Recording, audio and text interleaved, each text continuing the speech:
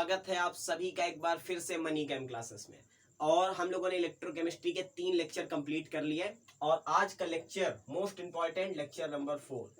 सबसे पहली बात, अगर आपने लेक्चर नंबर 3 को नहीं देखा है तो प्लीज लेक्चर नंबर 3 को वॉच करिए। उसके बाद आप इस वीडियो पर आएंगे तो आपको सारी चीजें बहुत अच्छे से क्लियर होंगी। ठीक है, पहली बात तो ये।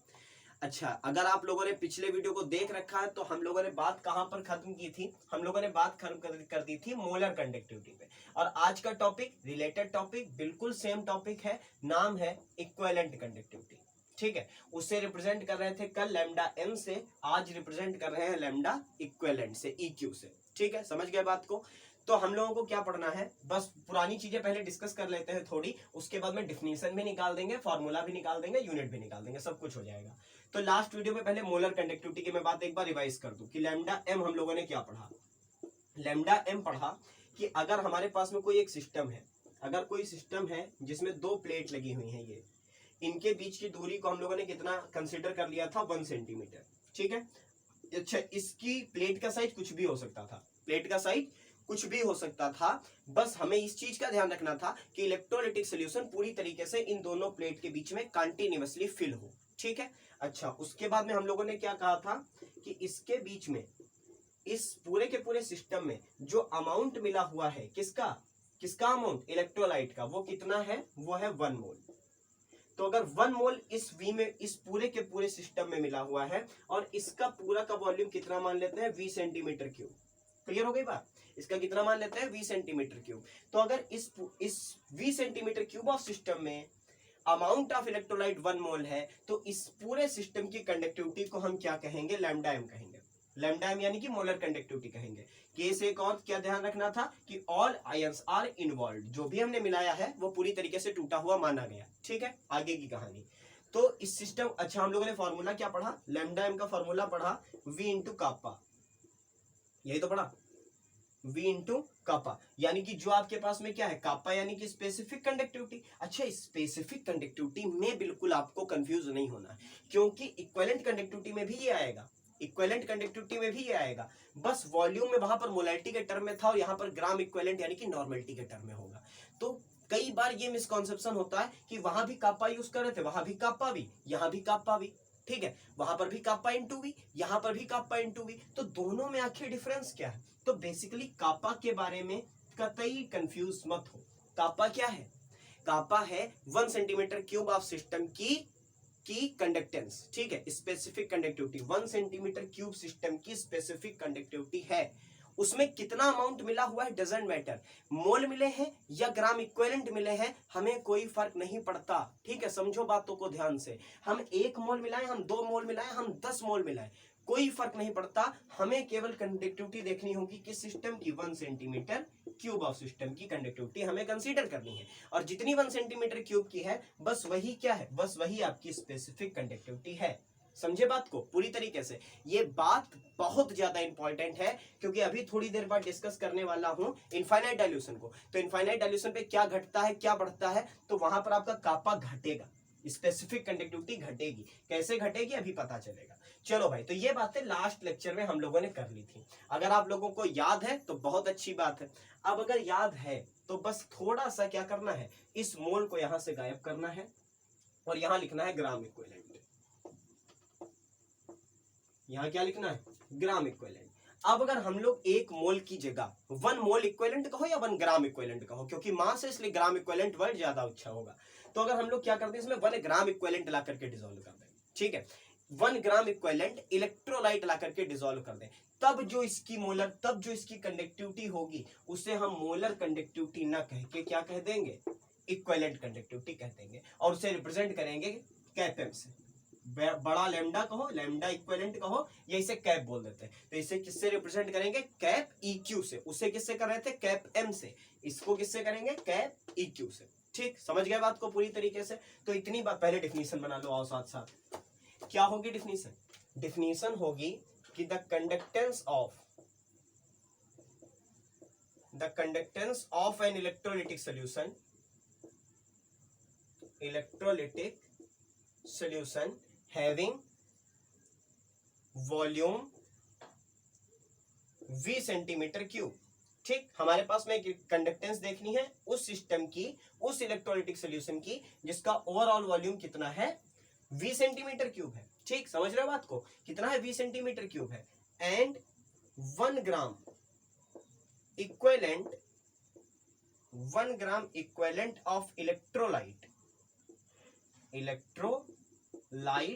Is dissolved in it. और इसके अंदर क्या मिलाया गया है, 1 मोल नहीं मिलाया गया है, इसके अंदर क्या मिलाया गया है, इसके अंदर 1 ग्राम इक्विवेलेंट मिलाए गए हैं। ठीक है, इसके अंदर ग्राम इक्विवेलेंट प्रेजेंट है, वही ग्राम इक्विवेलेंट जो फर्स्ट ईयर से पढ़ते चले आ रहे हो। ठीक, एसिड का अगर देखना है तो mass of acid upon its acidity, basicity, ठीक है, वैलेंसी, बस वही ग्राम इक्विवेलेंट। ठीक, नॉर्मेलिटी वाला ग्राम इक्विवेलेंट यार, और कोई इक्विवेलेंट नहीं, नॉर्मेलिटी वाला ग्राम इक्विवेलेंट, इक्विवेलेंट मास। चलो भाई आगे बढ़ते हैं।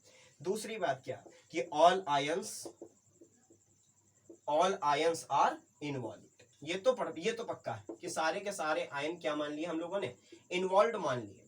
ठीक है, अच्छा ऐसा हो भी सकता है कि सारे के सारे आयंस, कभी जब हम लोगों ने कोई सोल्यूशन बनाया, जरूरी नहीं कि वी में पूरा का पूरा टूट जाए। ठीक है, तो यहां पर हम लोगों ने माना कि ऑल आयंस आर इन्वॉल्व, केवल माना है, ऐसा होता नहीं है, ऐसा लाने की एक कंडीशन है। ठीक है, ऐसा लाने की सारे के सारे आयन इन्वॉल्व हो जाए, उसी कंडीशन को लाने को हम क्या कहते हैं, इनफाइनाइट डाइल्यूशन कहते हैं। तो चलो भाई वो आगे डिस्कस करेंगे हम लोग। पहली बात तो आपको केवल इतनी ध्यान रखनी है, ये तो इनफाइनाइट डाइल्यूशन के लिए मैं बार बार लिखता हूं। चलो भाई, तो the conductance of an electrolytic solution having volume 20 centimetre cube and when 1 gram equivalent of the electrolyte is dissolved in it is your known as equivalent conductance and it is represented by your lambda eq और cap eq। Clear हो गई बात पूरी तरीके से। अब बात करें फॉर्मूले की, तो फॉर्मूला याद है सभी को, फॉर्मूला याद है, लैम्डा एम का फॉर्मूला याद करो, लैम्डा एम का या कैप एम का फॉर्मूला क्या था, कापा इंटू वी। क्या था, कापा इंटू वी। अब मैं कहूं यहां पर मोलर नहीं पढ़नी, यहां पर क्या पढ़नी, इक्यू पढ़नी है, तब भी ये क्या रहेगा, कापा इंटू वी। अब कहो सर अंतर क्या है, अंतर है, अभी समझा रहा हूं अंतर क्या है। पहली बात तो lambda eq equal to kappa into V, kappa into V क्यों, चलो एक बार फिर समझ लेते हैं। मान लेते हैं कि इस पूरे सिस्टम का, ये जो पूरा सिस्टम इसका 20 सेंटीमीटर ना होकर के कितना है, 5 सेंटीमीटर क्यूब ऑफ वॉल्यूम है। वी की जगह क्या कर ले, 5 कर ले। ठीक है, अच्छा तो इसके अंदर, इसका मतलब क्या हुआ कि इसके अंदर 1 सेंटीमीटर क्यूब के कितने सिस्टम इन्वॉल्व हैं, इसके अंदर 1 सेंटीमीटर क्यूब के कितने सिस्टम इन्वॉल्व है, तो कहोगे 5। ठीक, क्या कहोगे, 5। अच्छा, जो 1 सेंटीमीटर क्यूब की कंडक्टिविटी होती है उसे आप क्या कहते हो, कप्पा, उसे आप क्या कहते हो, कप्पा। तो अगर कहूं 5 की क्या होगी, तो कह दोगे काप्पा इंटू 5। भाई काप्पा 1 सेंटीमीटर क्यूब की है, जितने सेंटीमीटर क्यूब वॉल्यूम है ला करके मल्टीप्लाई कर दो, टोटल निकल आएगी। तो अगर टोटल निकाल दी तो 5 इंटू काप्पा। सिमिलरली यहां पर वॉल्यूम कितना है, v, 1 सेंटीमीटर क्यूब की क्या है, कप्पा। तो अगर कैप इक्यू निकालते हैं तो आएगा कप्पा इंटू वी। ठीक, क्या आएगा, kappa into V. But different है, डिफरेंट क्या है, वहां पर मिले होते थे 1 मोल और यहां पर मिले हैं 1 ग्राम इक्विवेलेंट। इसीलिए हम लोगों ने कल इस फॉर्मूले को मोलैरिटी के टर्म में सजा रखा था, क्योंकि अगर हम लोग सिमिलर केवल कापा इंटू वी लेकर के चल देते तो हम लोग इक्विवेलेंट में और मोलर में फर्क ही नहीं कर पाते। ठीक है, समझ रहे हो बात को। और सबको पता है कि इक्विवेलेंट और मोलर में फर्क बहुत कम है, एक जगह पर मोल यूज होते हैं, एक जगह पर मोल इक्विवेलेंट यूज होते हैं, एक जगह पर ग्राम में मास यूज होता है और एक जगह पर ग्राम इक्विवेलेंट मास यूज होता है, बस इतना ही तो फर्क है। तो पहली बात तो आप लोग इसको नोट कर लो और फिर मैं कहानी शुरू करता हूं कापा के बाद इस वी की। चलो भाई हो जाएगी कहानी, हो जाएगी। अब अगर पिछला वीडियो समझ गया तो ये तो हलवा है आपके लिए, खिला दूंगा 5 मिनट में। चलो भाई खत्म करें इसको, पहली बात तो इसको हटा दो। अब बात करें, एक फॉर्मूला बहुत छोटे पर पढ़ा फर्स्ट ईयर में, नॉर्मेलिटी का, इस साल भी पढ़ा सोल्यूशन में। तो नॉर्मेलिटी का फॉर्मूला बताओ, gram equivalent upon volume in litre, यही तो पढ़ा, ग्राम इक्विवेलेंट। अच्छा एक बात और, यहाँ पर अभी वी किसमें है, अभी ये वाला वी किसमें ले रखा है, सेंटीमीटर क्यूब में ले रखा है। ठीक है, अच्छा एक बात और, हम लोगों ने लास्ट वाले में ये डिस्कस किया था कि अगर हम लोग क्या करते हैं 1 लीटर लेते हैं तो 1 लीटर में कितने सेंटीमीटर क्यूब होते थे, 1000 सेंटीमीटर क्यूब थे 1 लीटर में। ठीक, 1 लीटर में 1000 सेंटीमीटर क्यूब। जिनको बदलना नहीं आता है वो लास्ट वीडियो देख रहे हैं, उनको बदलना भी आ जाएगा कि लीटर को सेंटीमीटर क्यूब में कैसे लाएंगे। तो 1 लीटर में कितने होते हैं भाई, 1000 सेंटीमीटर क्यूब। याद रखना फॉर्मूले को, इसको इक्वेशन नंबर 1 बना लो। चलो भाई अब आगे आओ। अब हम लोगों ने फॉर्मूला पढ़ा है नॉर्मेलिटी का, तो नॉर्मेलिटी बराबर क्या होती है, gram equivalent gram equivalent upon volume in litre, यही तो पढ़ा। नॉर्मेलिटी होती है gram equivalent upon volume in litre. अच्छा हम लोगों के ग्राम इक्विवेलेंट कितने हैं, ग्राम इक्विवेलेंट कितने हैं, ग्राम इक्विवेलेंट है बच्चा 1, क्योंकि हम लोग देख रहे हैं इक्विवेलेंट कंडक्टिविटी, तो ग्राम इक्विवेलेंट कितना है 1। तो जैसे वहां पर मोल की जगह एक किया था वैसे यहाँ ग्राम इक्विवेलेंट की जगह एक कर दिया। तो भाई फॉर्मूला क्या निकल के आया, normality equal to 1 upon volume किसमें, इन लीटर में, वॉल्यूम किसमें, इन लीटर में। अब अगर हम कहें कि हमको नहीं लीटर में नहीं चाहिए, 1 लीटर इक्वल टू कितना 1000 सेंटीमीटर क्यूब। चलो पहले यही पुट कर लो, काम खत्म हो जाए, उसके बाद में चेंज कर लेंगे। तो भाई क्या निकालो, लैम्डा इक्यू निकालो, कैप इक्यू। तो कैप इक्यू बराबर आ जाएगा भाई कप्पा, और वी की जगह क्या आ जाएगा, वी की जगह आ जाएगा यहां से देखो 1 अपॉन नॉर्मेलिटी, क्या आ जाएगा 1 अपॉन नॉर्मेलिटी। तो कप्पा इक्वल टू क्या आ गया, कप्पा कितना लैम्डा कैप इक्यू आ गया कप्पा अपॉन नॉर्मेलिटी। ये बनी कहानी हम लोगों की। तो इसको बना लो इक्वेशन नंबर सेकंड, इसको बना लो इक्वेशन नंबर सेकंड। अब यहीं पर आप यूनिट वगैरह सब डिसाइड कर सकते हो, इधर उधर भागने की कोई जरूरत नहीं है। बस नॉर्मेलिटी की यूनिट बताओ क्या होती थी, नॉर्मेलिटी की यूनिट होती थी हमारे पास में क्या, एक फार्मूला, देखो फार्मूला भी यहीं से बन जाएगा। फार्मूला कैसे बनेगा भाई, ये रेखा नीचे, नॉर्मेलिटी का फार्मूला क्या होता था, ग्राम इक्विवेलेंट और अपॉन में क्या, वॉल्यूम इन लीटर, अपॉन में क्या, वॉल्यूम इन लीटर। हमें किसमें चाहिए, सेंटीमीटर क्यूब में। तो वॉल्यूम इन लीटर यहाँ अपॉन क्या, अपॉन में जा रहा है, देखो यहाँ है ग्राम इक्विवेलेंट और नीचे क्या है, नीचे है वॉल्यूम इन लीटर। तो वॉल्यूम इन लीटर को अगर सेंटीमीटर क्यूब में करें तो 1 लीटर बराबर 1000 सेंटीमीटर क्यूब, अपॉन के अपॉन में उठा के ऊपर ले आओ, यानी कि लैम्डा इक्यू इज इक्वल टू आ गया कप्पा इंटू 1000 अपॉन क्या चीज, अपॉन नॉर्मेलिटी, ये कह सकते हो, ठीक है, ये कह सकते हो। ये फॉर्मूला निकल करके आया। कल क्या आया था, कल आया था lambda molar is equal to kappa into 1000 upon molarity, और आज क्या आया, lambda eq equal to kappa into 1000 upon normality. अब बात करनी है हमें यूनिट की बात और कर ले, सारी बातें शायद हो गई, हाँ सारी बातें हो गई। चलो भाई पहले इसको नोट कर लो फिर बात करते हैं यूनिट की। समझ गया सारी बातें, इसको इक्वेशन नंबर सेकंड मान लेना, इसको इक्वेशन सेकंड हो गई, इसको इक्वेशन थर्ड मान लो, बस खत्म काम। चलो भाई अब यूनिट की बात करें तो पहले तो कल वाली यूनिट, अगर कल वाली याद है तो आज वाली और आसानी से निकलेगी।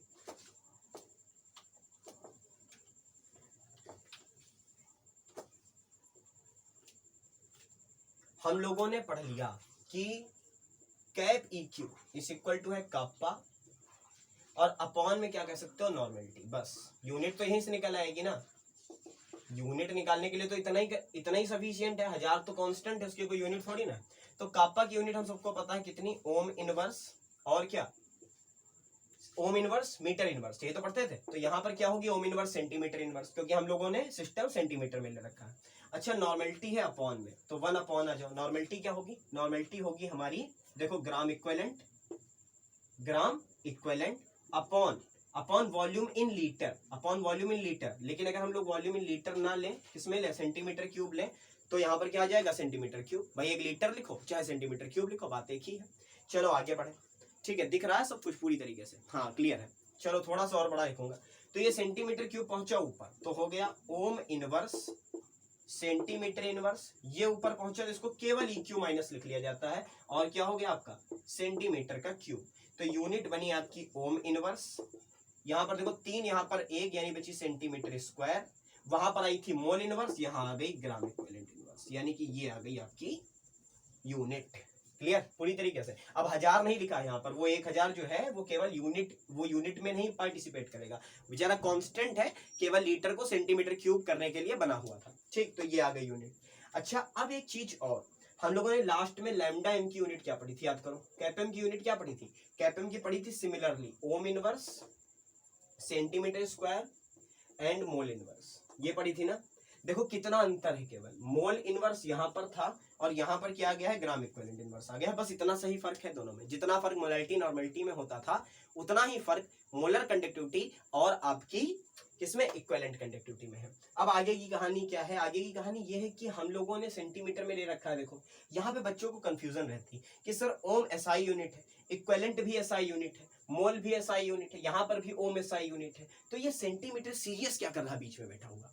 तो भाई देखो ध्यान से सुनो, बात को ध्यान से, ये जनरल यूज की यूनिट है। हम ये नहीं कह रहे कि एसआई यूनिट है, ये जनरल यूज की यूनिट है, ठीक है। हम लोग जब भी ज्यादातर सिस्टम बनाते हैं तो वो मीटर में नहीं होते, वो सेंटीमीटर में होता है। जैसे अगर आप कहो मीटर पर मिनट, तो मीटर पर मिनट कोई बहुत जानी मानी यूनिट नहीं है, लेकिन हाँ अगर हम लोगों को पता है कि आंसर मिनट में आ रहा है, क्वेश्चन मिनट में दिया है, तो हम सेकंड में ना, सेकंड से वापस मिनट में ना, ठीक है। तो मीटर पर मिनट जनरल यूज की यूनिट होती है, जबकि एसआई यूनिट क्या होती है, मीटर पर सेकंड होती है, भाई सबको पता है।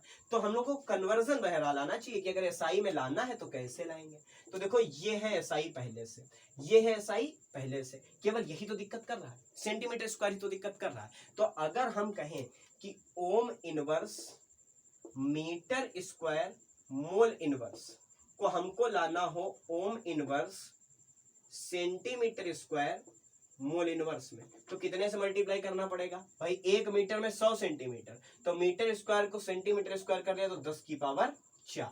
सिमिलरली अगर हम कहें कि ohm inverse metre square equivalent inverse को हमें लाना है ohm inverse centimetre square and equivalent inverse में, तो यहां पर भी कितने से मल्टीप्लाई होगा, 10 की पावर 4 से। ठीक भाई, आसान सी चीज है। Ohm inverse equivalent equivalent, metre square को सेंटीमीटर स्क्वायर, 1 मीटर में 100 सेंटीमीटर, तो मीटर स्क्वायर 10,000 सेंटीमीटर, उठा मल्टीप्लाई कर दिया, बात खत्म। तो ये है कन्वर्जन जनरल यूज यूनिट का और एसआई यूनिट का। ठीक, क्लियर हो गई बात पूरी तरीके से। चलो भाई यहां पर हमारा क्या खत्म हो गया, molar conductivity and equivalent conductivity topic close हो गया पूरी तरीके से। अब एक बहुत बढ़िया टॉपिक हम लोग पढ़ने वाले हैं और वो है इनफाइनाइट डाइल्यूशन, और उसके साथ में हम लोग कई सारी चीजों को डिस्कस भी करेंगे। पहले इसको नोट कर लीजिए सभी लोग। मैं भी वीडियो को क्या करता हूं, मैं भी वीडियो को थोड़ा सा कर लेता हूं, इंक में डाल दूं। हाँ भाई, तो कहानी को आगे बढ़ाते हैं और जो अगला टॉपिक है यहां से हम लोग कदम बढ़ाएंगे इनफाइनाइट डाइल्यूशन की और कॉलर्स लॉ की तरफ। अच्छा देखिए एक बात और कि बहुत सारे ऐसे यूट्यूब चैनल्स हैं जहां पर आपको सारी चीजें क्या हो जाएंगी, आप बस सर्च करोगे आपको मिल जाएगा। दूसरी बात ये कि वहां पर मेरे चैनल पे अगर आप आए हो तो आप ये उम्मीद मत करो कि हाँ मैं जो बोलूंगा वीडियो में वो मैं आपको पढ़ा दूंगा, ठीक है। पहली बात तो ये, मेरे दिमाग में जितना आता जाता है पढ़ाते टाइम मैं उतना बोलता जाता हूँ, इसलिए जितना टॉपिक डिले होता है होने दो, डजंट मैटर, ठीक है। टाइम दो, मनी कैम को टाइम दो, मुझे टाइम दो, इस बात की गारंटी है कि मैं सारी चीजें आपको क्लियर करके दूंगा एक एक। तो मैं बोलता हूं कि मैं आज इनफाइनाइट डाइल्यूशन पढ़ाऊंगा, लेकिन इनफाइनाइट डाइल्यूशन तक मैं पहुंच ही नहीं पाता हूं, तो वो उस चीज को एक साइड में रखना, ठीक है, उसे इशू मत कोई लोग बनाइए। लेकिन हाँ सारी चीजें आपकी क्लियर होंगी, इस बात को पूरी तरीके, इस बात की गारंटी पूरी तरीके से मेरी है। तो भाई टॉपिक क्या है हमारा, टॉपिक है factors which can affect the conductivity. ऐसे कौन से फैक्टर हैं जो उस इलेक्ट्रोलाइटिक सॉल्यूशन की कंडक्टिविटी को क्या कर सकते हैं, इफेक्ट कर सकते हैं। तो पहला और जाना माना इफेक्ट है आपका टेम्परेचर, ठीक है। अच्छा टेम्परेचर जो है बेसिकली अगर मैं कंडक्टिविटी की बात करूं तो यार जी लिख लेता हूं, ठीक है। मैं स्पेसिफिक कंडक्टिविटी की बात नहीं कर रहा हूं, बहुत ध्यान से सुनना, मैं स्पेसिफिक की बात नहीं कर रही, यहाँ पर बात कप्पा की नहीं हो रही है, यहाँ बात हो रही है जी की, ठीक है, कंडक्टिविटी की बात हो रही है। तो अगर मैं टेम्परेचर को क्या करता हूं, अगर मैं टेम्परेचर को करता हूं इंक्रीज, ठीक है, अगर मैं टेम्परेचर को क्या करता हूं, इंक्रीज करता हूं, तो दो बातें होती हैं। पहली बात तो ये कि जो डिसोसिएशन होता है वो जल्दी होने लगता है, वो तेज होने लगता है, ठीक है। पहली बात डिसोसिएशन बढ़ता है, यानी कि आप कह सकते हो कि टेम्परेचर को अगर इंक्रीज करें तो अल्फा इंक्रीज होगा। कहो हाँ, अल्फा मींस क्या, याद करो, alpha means degree of dissociation. जो वीडियोस अलग से बनाऊं प्लीज उनको पढ़ लो, ठीक है, नहीं तो बार बार ये टर्म यूज होंगे और बार बार दिक्कत होगी। अल्फा क्या होगा, इंक्रीज होगा। दूसरी बात क्या इंक्रीज होगी, मोबिलिटी। मोबिलिटी इंक्रीज होने का मतलब समझते हो, आयंस की काइनेटिक एनर्जी का इंक्रीज होना। भाई टेम्परेचर बढ़ाया, पहले आयन क्या थे, पहले आयन धीरे धीरे मूव कर रहे थे, टेम्परेचर बढ़ाया वो तेजी से मूव कर गए। तो देखिए ये दोनों ही फैक्टर एक ही तरफ इशारा करते हैं।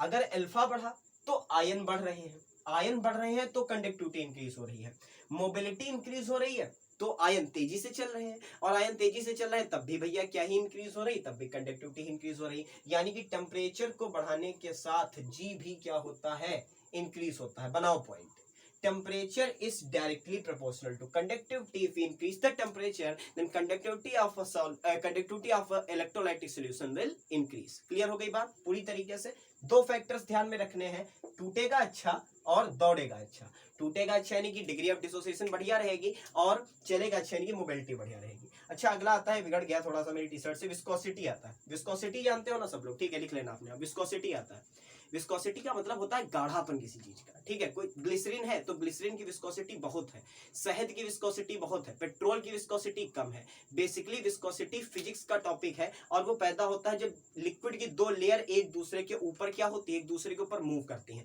सॉलिड में फिक्शन होता है, और आपका किसमें, जो आपका लिक्विड है उसमें विस्कस फोर्स लगते हैं, और वही विस्कोसिटी होती है। तो भाई सीधी सीधी बात है कि विस्कोसिटी का मतलब है कि कितना गाढ़ा है आपका लिक्विड। अच्छा जितना गाढ़ा होता जा रहा है भाई ध्यान देना, रेजिस्टेंस उतना बढ़ता जा रहा है, ठीक है। यानी कि अगर विस्कोसिटी को हम क्या करते हैं, इंक्रीज करते हैं, तो जो मोबिलिटी है, मोबिलिटी, ये मोबिलिटी डिक्रीज हो जाएगी। खुद सोचो, एक पतला सा लिक्विड है, ठीक है, पतला लिक्विड, बिल्कुल उसकी जो विस्कोसिटी है वो कम है, तो उसके अंदर से आयन बहुत आसानी से कैंडल बना के दौड़ सकते हैं। लेकिन अगर गाढ़ा गाढ़ा लिक्विड भरा हुआ है, ग्लिसरीन जैसा थक्का थक्का भरा हुआ है, तो उसके अंदर से कैंडल बना के दौड़ने में आयंस को दिक्कत होगी। यानी कि यहाँ पर मोबिलिटी डिक्रीज होती है, रेजिस्टेंस इंक्रीज होता है, और रेजिस्टेंस इंक्रीज होता है तो जाहिर सी बात है जी क्या होती है, डिक्रीज होती है। सारे फैक्टर बनाओ दिमाग में, विस्कोसिटी बढ़ाने पर मोबिलिटी घटेगी, रेजिस्टेंस बढ़ेगा, और कंडक्टिविटी घटेगी, ठीक है। मोबिलिटी घटेगी, कंडक्टिविटी घटेगी, रेजिस्टेंस बढ़ेगा। समझ गए बात को। पहले कैनल बनाना जब विस्कोसिटी नहीं थी तो सुरंग बना करके उस पूरे के पूरे लिक्विड को चीर के निकलना आसान था, और जैसे जैसे विस्कोसिटी बढ़ती जा रही है वैसे वैसे उसको हटाना, उस सॉल्वेंट के पार्टिकल्स को हटाना क्या होता जा रहा है, मुश्किल होता जा रहा है, क्योंकि वहां पर विस्कस फोर्स ताकतवर लगे हुए हैं। अच्छा ये बढ़िया है, ये थोड़ा सा, ये दोनों आसान थे, बहुत आसानी से समझ गए होंगे। सॉल्वेशन ऑफ आयन क्या होता है, पहले तो समझो कि ये सॉल्वेशन ऑफ आयन है क्या, उसके बाद में मैं आपको क्लियर करूं चीजें। सॉल्वेशन ऑफ आयन का मतलब होता है interaction of ions with solvent particle. Solvent particle, अगर आपने 9th हाई स्कूल में कोलाइड बहुत बढ़िया पढ़े होंगे तो आप इस चीज को बहुत अच्छे से समझ जाओगे कि हम लोगों ने जो आयन तोड़े, अगर वो आयन सॉल्वेंट पार्टिकल के साथ इंटरेक्ट करने लगते हैं, ठीक है, सॉल्वेंट पार्टिकल के साथ इंटरेक्ट करने लगे, तो इस फिनोमिना को कहा जाता है सॉल्वेशन ऑफ आयन। बेसिकली यहाँ पर होता पता क्या है, बेसिकली होता है, मान लो हमारे पास में कोई कैटायन टूटा, ठीक है, C+ टूटा, C+ मींस कैटायन, तो ये C+ आयन जो होता है ये सॉल्वेंट पार्टिकल से ऐसे घेर दिया जाता है चारों तरफ से, ऐसे इसको कवर कर लेते हैं। और अगर A- टूटा, Ni- दिख रहा है ना, तो Ni- जो होगा उसको भी मान लो ये क्या कर लेते हैं, ऐसे घेर लेते हैं पूरी तरीके से। तो बेसिकली एक ही घेरा जाता है, ये होगा या फिर ये होगा, ठीक है, दो में से एक होगा। एक टाइम पे कैटायन एनायन को दोनों को इंटरेक्ट करने की टेंडेंसी बहुत कम पाई जाती है, कुछ ही चीजें हैं जिनमें पाई जाती है।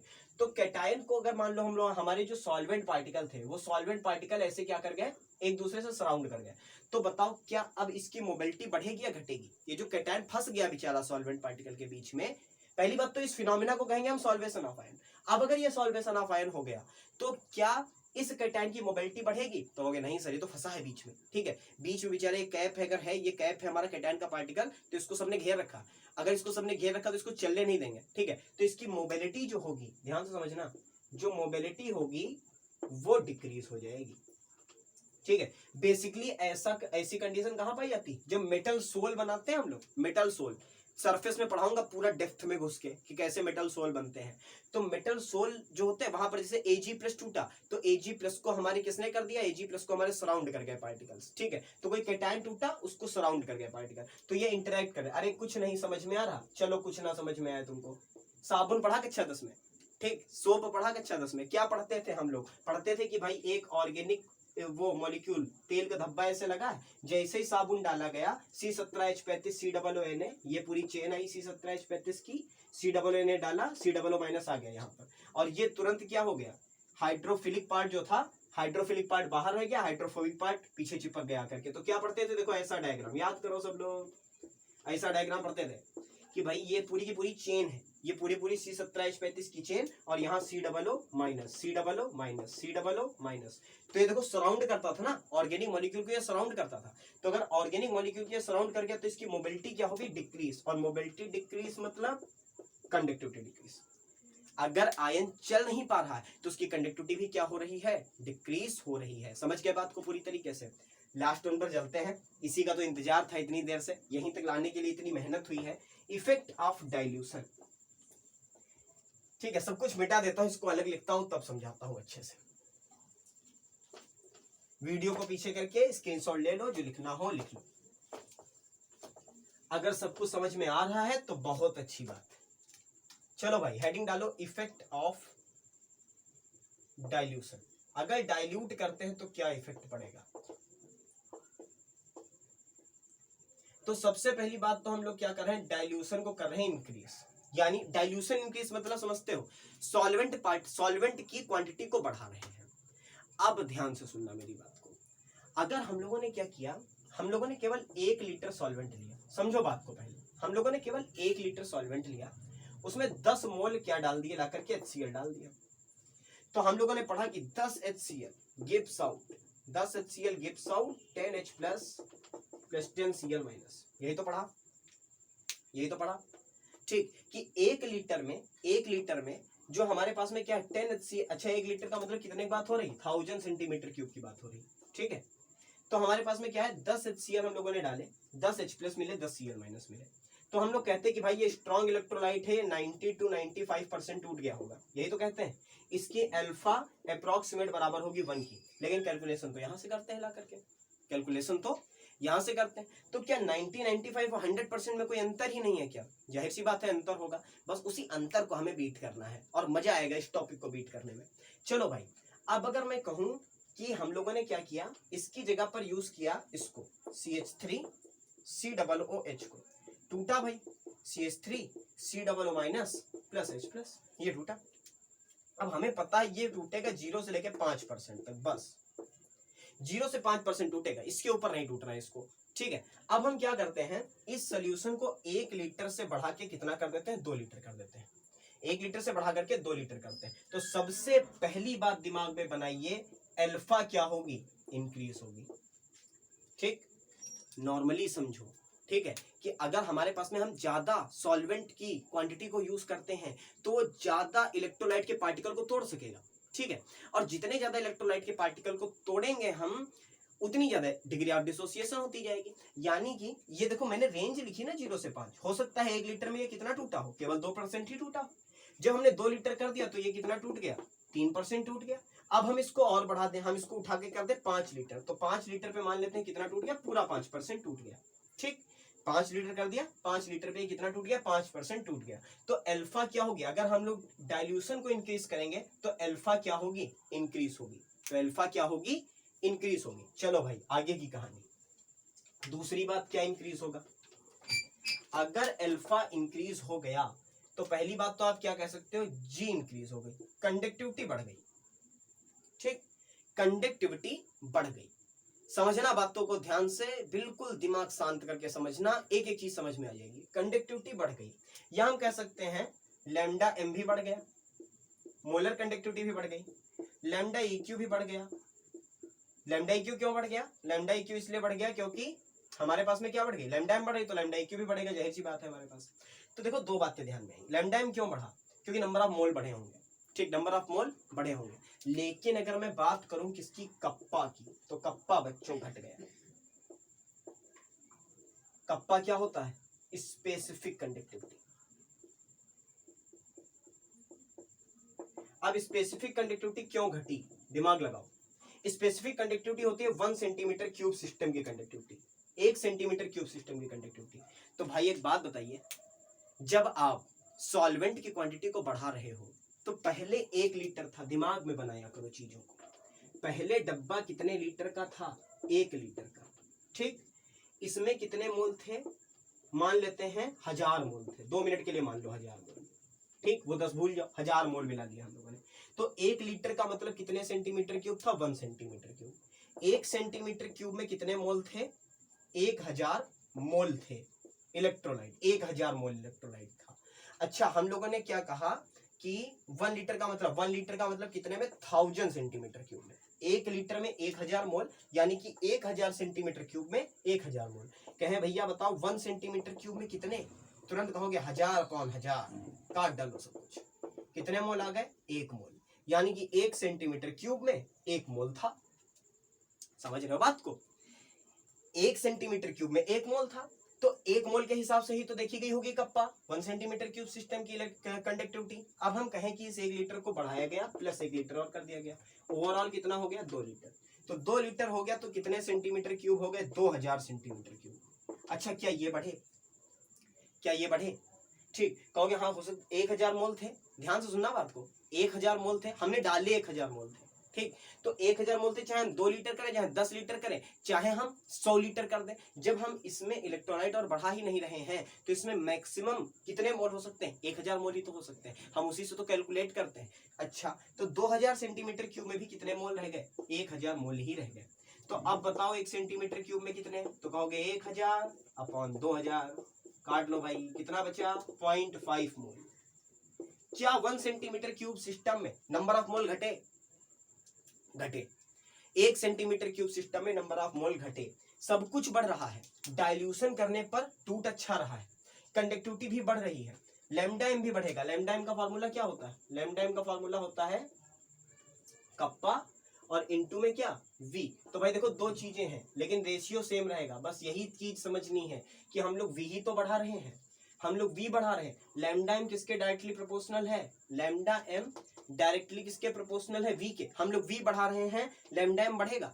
लेकिन अगर हम लोग देखेंगे किसकी, कापा की वैल्यू, तो वो डिक्रीज हो गई होगी। हम लोग किसकी वैल्यू देखें, कापा की वैल्यू देखें तो वो डिक्रीज हो गई होगी। क्यों, क्योंकि कापा की वैल्यू बच्चों किसी एक पर्टिकुलर सिस्टम के लिए कांस्टेंट हो जाती है, ठीक है। हमने कुछ इलेक्ट्रोलाइट मिला दिया और उसके बाद में हमने देखा 1 सेंटीमीटर क्यूब पे कितनी है, तो हम लोग उसका वॉल्यूम कितना भी बढ़ाते जाए, हम लोग कापा तो 1 सेंटीमीटर क्यूब पे ही देखेंगे, तो उसके लिए कापा क्या रहती है, कांस्टेंट रहती है, इसीलिए तो हम लोग v से मल्टीप्लाई करा पाते थे यार, ठीक है, समझे रखो बातों को, भूलना मत कुछ।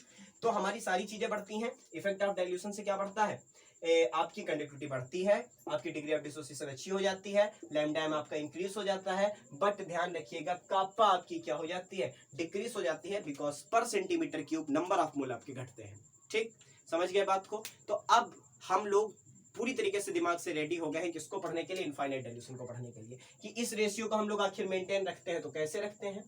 अभी मैंने बात की कि 1000 मोल थे, यहां पर भी 1000 मोल थे, यहां पर भी 1000 मोल थे। अब कहोगे सर आपने कहा डिग्री ऑफ डिसोसिएशन बढ़ रही थी, डिग्री ऑफ डिसोसिएशन बढ़ रही थी, यानी कि 1000 मोल थे तो 1000 से ज्यादा क्यों नहीं हो गए, क्योंकि यहाँ पे डिसॉल्व ही 1000 मोल किए थे। अब पहले कम हो सकते हैं, ठीक, गेम शुरू, पहले आयन कम हो सकते हैं लेकिन मोल उतने ही थे। ध्यान से सुनना बात को, क्या बोला मैंने, 1000 मोल डिसॉल्व किए थे, 1 लीटर में आयन भले ही कुछ भी होते, आयन वेरिएबल हो सकता था, डजंट मैटर कितने टूटे थे 1000 मोल से, लेकिन मिलाए तो 1000 मोल थे ना पूरे में, लेकिन मोल क्या थे, 1000 ही थे।